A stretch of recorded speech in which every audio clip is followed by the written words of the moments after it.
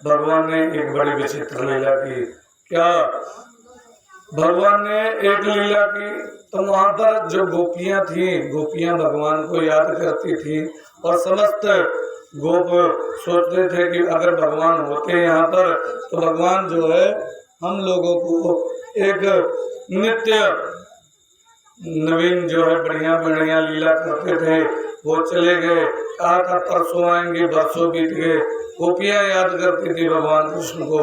भगवान का भी यहाँ मन नहीं लग रहा था।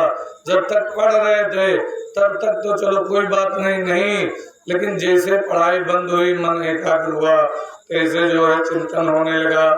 एक बार मैया ने, देवकी माता ने भोजन बनाए, बढ़िया 56 प्रकार के व्यंजन बनाए। राजमहल में रह रहे भगवान कृष्ण, 56 प्रकार के व्यंजन बनाए और व्यंजन बनाने के पश्चात कहा, उसको भोजन दिया भगवान कृष्ण को, कहा लो इसे ग्रहण कर लो। रात का समय था, भगवान कृष्ण भोजन जो है ग्रहण करने के लिए जैसे बैठे,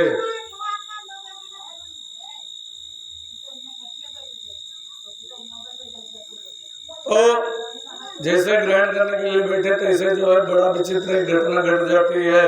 वहीं पर मैया लेकर के चली आती है माखन और मिश्री। देवकी माता ला करके दे देते कि इतने दिन तक ये वहाँ रहा, इसको माखन मिश्री पसंद होगा। माखन मिश्री जैसे दिया तैसे जो है भगवान ने माखन मिश्री देखा, एक कौर तोड़ा था, एक गिलास तोड़ा था खाने के लिए, और जैसे जो है उसमें साग लगाया, सब्जी इत्यादि लगा करके खाने चले, तैसे जो है माखन मिश्री देखा, तैसे जो है उन्होंने उस कौर को वहीं पर छोड़ दिया, गिलास को वहीं पर छोड़ दिया, और छोड़ने के पश्चात भगवान पुनः चले गए छत पर, और छत पर जाकर के अकेले खड़े हो गए, और वहीं खड़े होकर के जो है उनकी आंखों से आंसू निकलने लगे, भगवान कन्हैया रोने लगे। क्यों? क्योंकि माखन मिश्री ने उनको गोकुल का स्मरण करा दिया, वृंदावन का स्मरण करा दिया, तो इसीलिए उनको उनकी आंखों में आंसू आ गए। अब मैया ने सोचा कि क्या हुआ, अचानक इसने भोजन नहीं किया, ये चला गया, और जाकर के ये भोजन छोड़ करके क्यों चला गया, मैंने कुछ कहा भी नहीं, इसको क्या हुआ। तो एक उनके चाचा के बेटे थे, अक्रूर जी के बेटे थे उद्धव जी को कहा, उद्धव तुम जाओ और जाकर के देखो कन्हैया क्यों भोजन छोड़ करके चला गया है, हमें क्या पता ना बताए, तुम्हें बता देगा, तुम उसकी उम्र के हो तो तुम्हें बता देगा, हमें ना बताने वाली बात हो तो तुम्हें स्मरण पूरा स्पष्ट बता देगा। जाओ पूछो कि कन्हैया भोजन क्यों छोड़ करके चले आए। भगवान की लीला थी, भगवान कृष्ण के पास आए, उद्धव ने कहा, हे प्रभु आप भोजन क्यों छोड़ करके चले आए, आप यहाँ खड़े होकर के रो के रहे हैं, क्या हुआ। तो भगवान कृष्ण ने कहा, उद्धव, सूरदास जी ने बड़ा सुंदर लिखा, हे उद्धव मोहि ब्रज बिसरत नाही, उद्धव मोहि ब्रज बिसरत नाही, हंस सुता की सुंदर कलरव, हंस सुता की सुंदर कलरव, अरु कदमन की चाही, उद्धव मोहि ब्रज बिसरत नाही। हे उद्धव, मुझे ब्रज भूल नहीं रहा है, हंस सुता अर्थात हंस के बच्चों के साथ में खेलना, और उसकी कलरव और कदम की छांव के नीचे हम लोग बैठ करके जो है गाय चराते थे, वो मुझे भूल नहीं रहा है। और भगवान कह रहे हैं, वह सुरभि वह बच्च दोहिनी, किरत दुहावन जानी। वह सुरभि अर्थात गाय और वो बछड़े हम लोग दुहाने जाते थे, बड़ा मजा आता था। कच्चा दूध पी लेते थे, जिसका जितना मन होता था पी लेता था, उसके बाद ला करके देते थे। आज इतना दूध हुआ वो, और ग्वाल बाल सब करत कोलाहल, नाचत दे गलबाई। जब हम लोग चोरी करने में सफल हो जाएं तो एक दूसरे के कंधे पर हाथ रख करके गोला बना करके बड़े प्रेम से झूम करके नाचते थे और बड़ा कौतूहल करते थे। कहा तो उन्होंने कहा यहाँ कोई कष्ट है, ये तो और बढ़िया, यहाँ पर आपको सुख है। कहा सुख बहुत हो, मुझे सुख से कोई जो है प्रयोजन नहीं है। यह मथुरा कंचन की नगरी, मणिमुकुता यही माही। भले ही है राजमहल है, मणियों के खंभे लगे हुए हैं, बिल्कुल सोने की नगरी है, लेकिन मुझे जो प्रेम वहां पर मिलता था वो प्रेम यहाँ पर नहीं है। अगणित भांति करी बहु लीला, नंद यशोदा निभाई। अनेक प्रकार की मैंने लीलाएं की। नंद बाबा ने यशोदा माता बहुत दुष्टता करता था, लेकिन नंद यशोदा कभी भी इन लोगों ने मुझे मारा नहीं, बड़े प्रेम से रखते थे।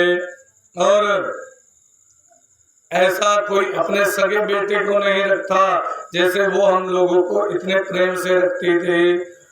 जब ही सुरती आवते वह सुधि सुख की, गत सुधि नाही। जैसे वहाँ की याद आती है, वहाँ का स्मरण होता है, मेरा हृदय जैसे फट जाता है, मुझे अपने शरीर का भान नहीं रहता।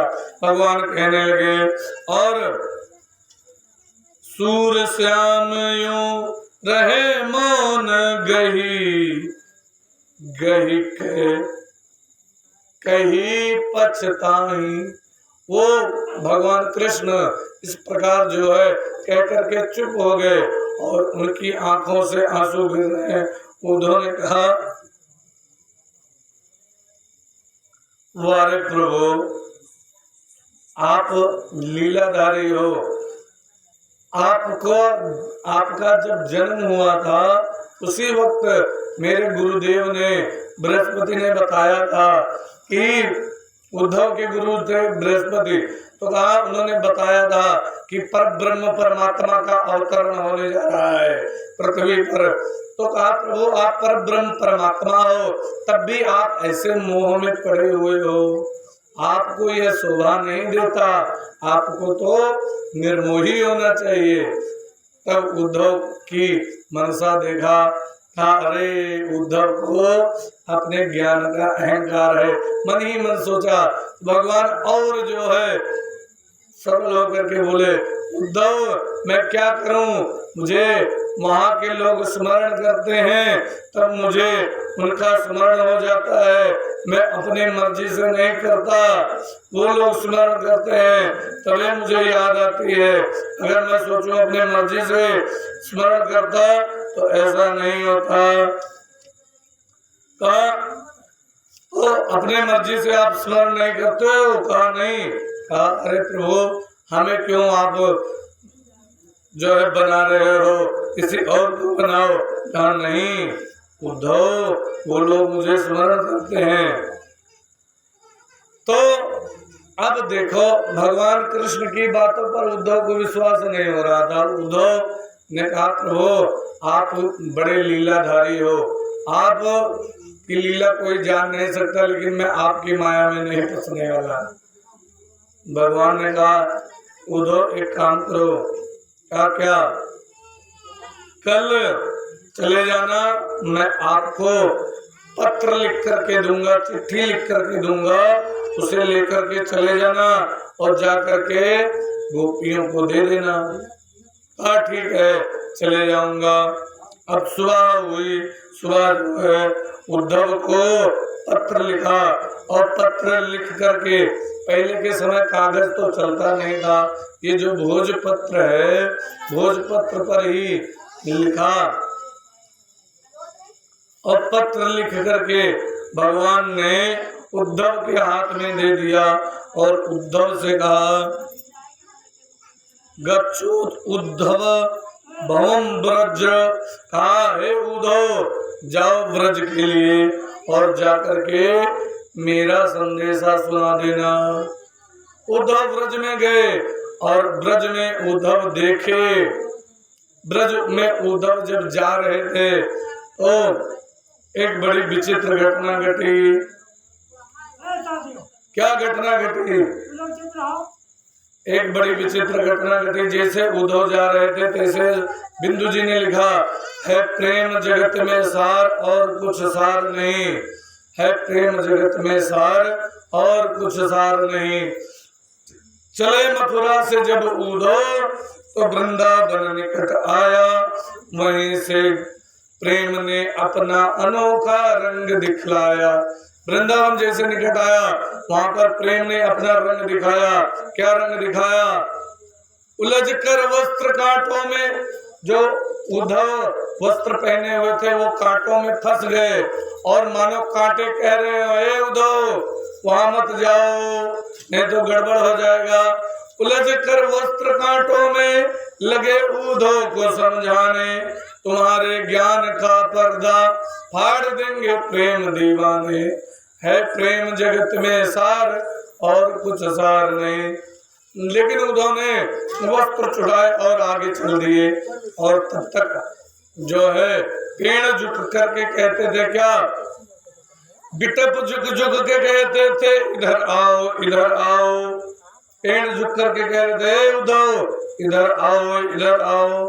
पपीहा कह रहा था, पी कहाँ है ये तो बतलाओ, मेरा पिया अर्थात कन्हैया कहाँ है ये तो बताओ। और शब्द यमुना की धारा हरि हरि का सुनाती थी और भ्रमर गुंजार से बस एक ही आवाज आती थी। तो जब नदी बहती तो कहा था हाहात ही नदी, हाहात नहीं है, वो हरी हरी शब्द सुनाती है। लेकिन हमें लोगों का लागत थी कि हाहात ही। तो शब्द यमुना की धारा हरि हरि का सुनाती थी, भ्रमर गुंजार से बस एक ही आवाज आती थी। भौरे भी बोल रहे थे, क्या है प्रेम जगत में सार और कुछ सार नहीं। अब उद्धव पहुंच गए ब्रज में और वहां देखा क्या, शास्त्रों गोपियों के मध्य में श्री राधिका रानी सभी के मुख से रह रह करके निकलती थी यही वाणी, है प्रेम जगत में सार और कुछ सार नहीं। अब जैसे पहुंचे तो वहां पर उद्धव ने देखा गोपियों को और गोपियां मस्त थी। किसमें मस्त थी? आपस में एक दूसरे से भगवान कृष्ण की लीला की चर्चा कर रही थी, उसी में मस्त थी। व्यास जी ने लिखा भागवत में भ्रमर गीत के माध्यम से लिखा कि मधुपति तव बंधो मातृ संग्रिं सपत्न्या कुछ विलुलित माला कुमकुमाश्मा सुरभिर्ना वाहतु मधुपतिस्तन मानिनीनां प्रसादं यदु सदसि विडम्ब्यं यस्य रूपस्त्वमीदृक् मधुपति तव बंधो। वहां पर एक भंवरा जो है फूलों पर बार बार बैठ करके उसका रस पान कर रहा था, मकरंद पान कर रहा था। जो है राधा जी ने कहा, हे भंवरे तू काला है जैसा, ऐसे ही तेरा कन्हैया तेरा मित्र वो भी ऐसे ही काला है, और तू जो है एक कली पर बैठ के उसका रस पान करके दूसरी कली पर बैठ करके उसका मकरंद पान कर लेता है। ऐसे कन्हैया हम लोगों से प्रेम करने के पश्चात अब चले गए हैं गोकुल में, और वहां से गोकुल से चले गए हैं अब वहां जाकर के वृंदावन में वहां की गोपियों को जो उन गोपियों से प्रेम करने लगे, हमको भूल गए हैं। वह तुम मधुपतिस्तन्माननीय प्रसादम, जैसे तुम काले हो दिल के ऐसे वो भी काला। फिर कहा सकृत सुधास्त्वाम मोहिनी पाययित्वा सुमनस इव साध्यस त्याज्यते स्मान भावादृक् परिचरति कथं त्रात्र पाद पद्मं तु पद्मा ह्यपिबत रतचेता उत्तम श्लोक जल्पै मधुपकितव बंधो। जब समुद्र मंथन हुआ तब देवताओं को जानते हो उसने अमृत पिला दिया और राक्षसों को जल पिला दिया, बेवकूफ बनाया। वो शुरू से छलिया है, मोहिनी रूप धारण करके आया, देवताओं को अमृत पिला दिया। उसका छल करने की आदत उसकी गई नहीं। और ये कथा हर जगह प्रसिद्ध है, जानते हो, क्योंकि छली करने में वो सबसे माहिर है। फिर कहा इस श्लोक का अर्थ है, गोपियां कह रही हैं, जो है भौरे को कह रही हैं, मृगरिव कपीन्द्रम बिभ्यदे लुब्धधर्मा प्रेम कवि रूपा सृजितः कामयान बलमपि बलमत्वा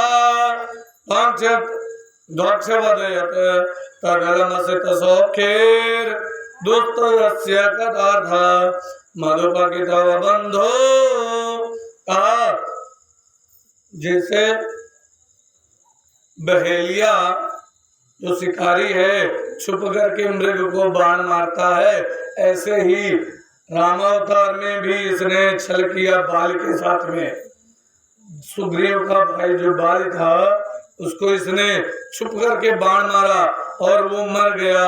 और स्त्रियमव कवि रूपाम सृजिता कामयानम, और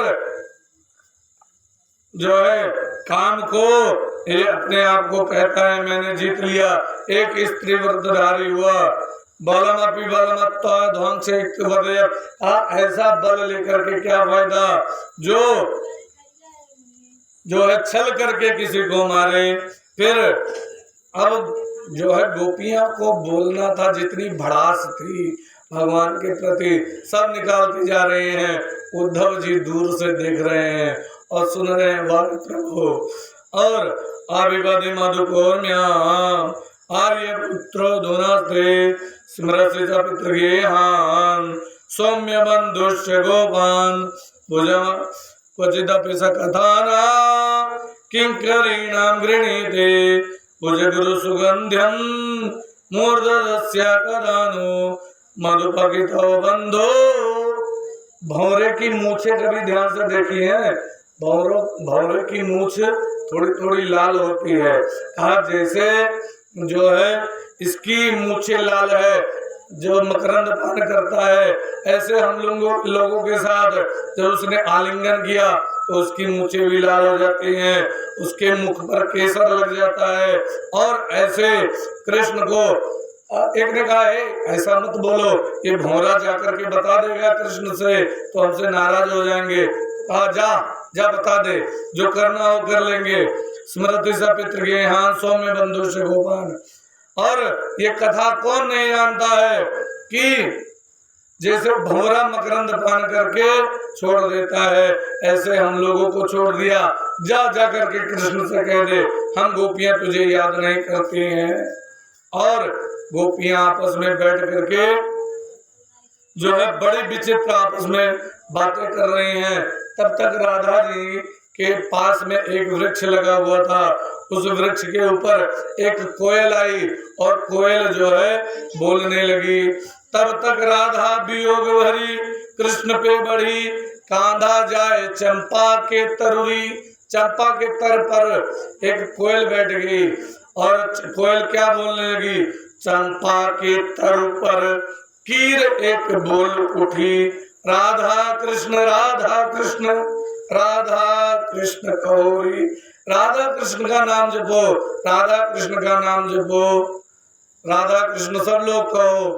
तब राधा जी को क्रोध आया, ये वियोग है भगवान से, एक प्रेम होता है, फिल्मी में दिखाया देता है, जो प्रेम दिखाया जाता है वो केवल वासना का प्रेम होता है, शरीर से शरीर का प्रेम।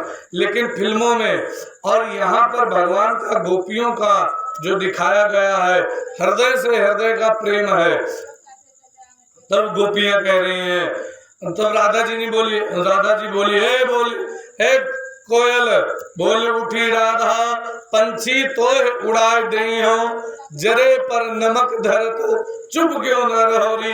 वैसे मेरा हृदय जल रहा है, उस पर तुम नमक रख रही हो, चुप रहो, नहीं तो फिर तुझे युगल नाम रखने का आदत है तो, तुझे युगल नाम रखने का प्रेम है तो कुब्जा कृष्ण कुब्जा कृष्ण कुब्जा कृष्ण कहोरी। कह रही हैं राधा जी, एक कुबर वाली से बसकर ब्रजहान लली का गला कसकर, ये कन्हैया जो चला गया है मेरा नाम उसके नाम के साथ में मत जोड़ो। क्या बोलो, कुब्जा कृष्ण कुब्जा कृष्ण कुब्जा कृष्ण कहोरी, कुब्जा कृष्ण बोलो और कुछ भी मत बोलो। अब उद्धव जी देख रहे हैं गोपियों को, प्रेम की पराकाष्ठा। और जो है एक संत ने रसगान जी ने लिखा बड़ा सुंदर, प्रीति बढ़ी जब गोपीन सो, पतिया लिख के घनी श्याम पठायो, उधो धाय गयो ब्रज मंडल, बाँच के श्याम संदेश सुनायो। उधो ब्रज मंडल में चले गए और बाँच करके श्याम का संदेश सुनाया। क्या संदेशा सुनाया? कहा, हे गोपियों अपने मन को एकाग्र करो, समस्त इंद्रियों को एकाग्र करो, मन को एकाग्र करो, मन को बुद्धि में लीन करो, बुद्धि को वो जो परब्रह्म परमात्मा हम सब के हृदय में बैठा है उसमें लीन करो।